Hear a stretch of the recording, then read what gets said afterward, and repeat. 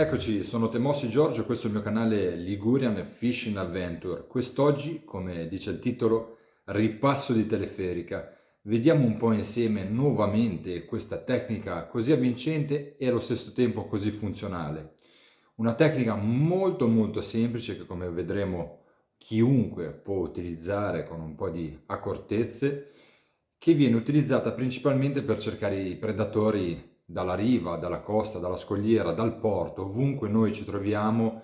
Possiamo utilizzare questa tecnica molto semplice utilizzando esche vive come occhiatine, cefaletti, aguglie a seconda del predatore che andremo a cercare principalmente, e possiamo utilizzarla tranquillamente. È una tecnica molto semplice. Adesso andiamo un po' a vederla nel dettaglio. Partiamo subito a parlare dell'attrezzatura. Per la pesca con la teleferica avremo necessità di canne abbastanza lunghe. Io preferisco una canna 4,50 m in modo tale da essere molto alto durante la pescata.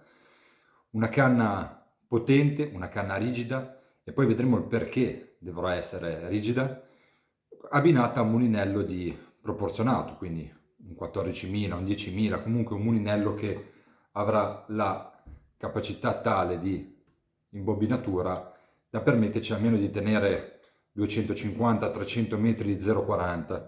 Io per l'occasione utilizzo il mio hard skin da 0,40, che è un ottimo filo. Tra l'altro l'hard skin ha una particolarità che io adoro.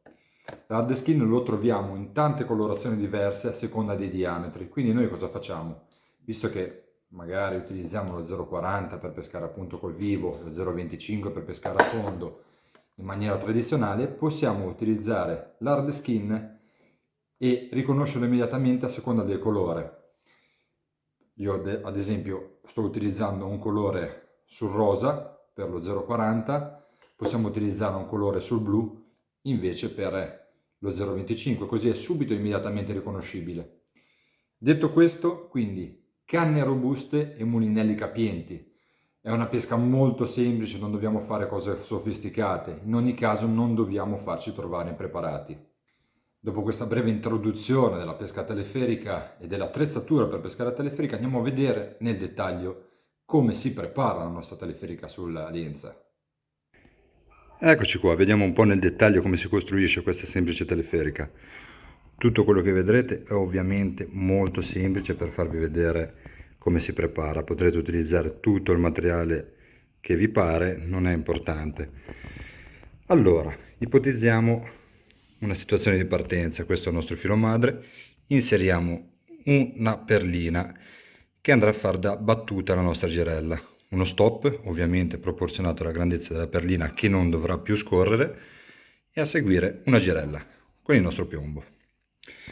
Una volta lanciato, agganciamo la nostra girella con il nostro terminale, con la nostra esca, che andrà in battuta, come abbiamo visto.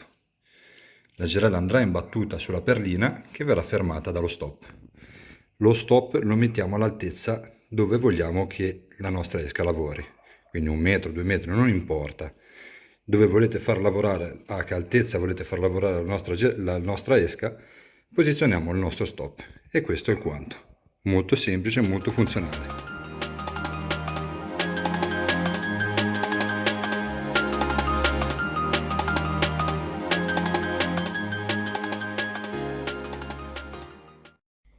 Eccoci qua, quindi abbiamo visto le basi per preparare la nostra teleferica. A me è una tecnica che piace tantissimo perché, non dovendo lanciare la nostra esca, l'esca si presenta in maniera molto naturale. Quindi adesso non ci resta che preparare la sacca delle canne, il nostro cassone, e andare a pescare.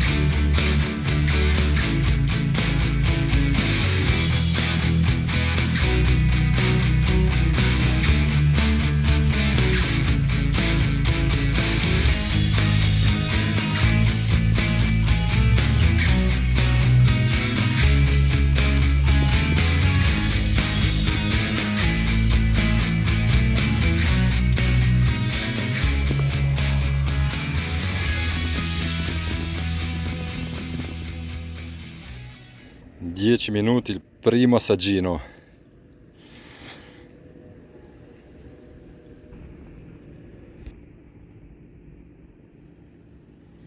Secondo lancio, anzi seconda calata, Cefaletto non ha fatto in tempo ad arrivare sul fondo, che è stato subito intercettato da questo bolide.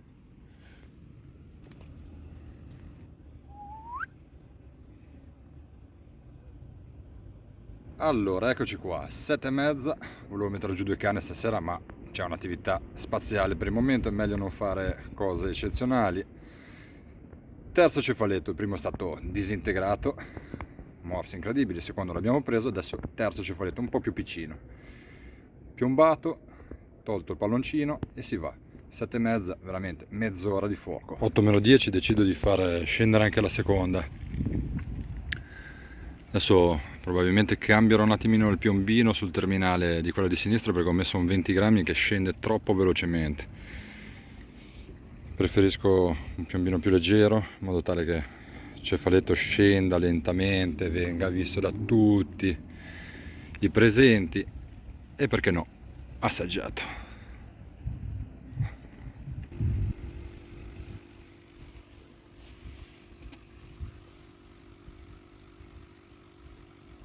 Allora, sono le 8:30, 2 canne con la teleferica, ho cambiato tutti e due i piombini, 5 grammi belli morbidi, discese veramente lente.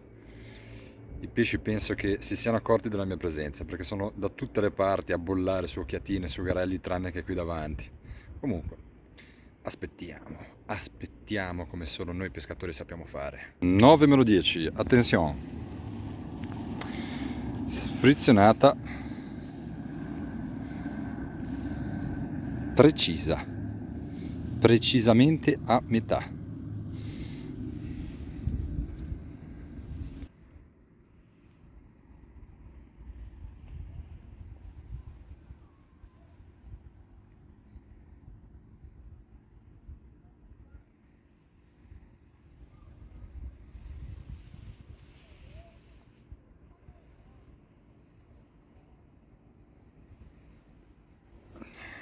Dieci e mezza, un silenzio tombale che solamente il porto sa regalare. Acqua ferma, predatori fermi, nessun tipo di attività. Cefaletti controllati, avevo il terminale di destra incasinato, l'ho semplicemente rifatto, ricalato tutte e due. Un silenzio incredibile.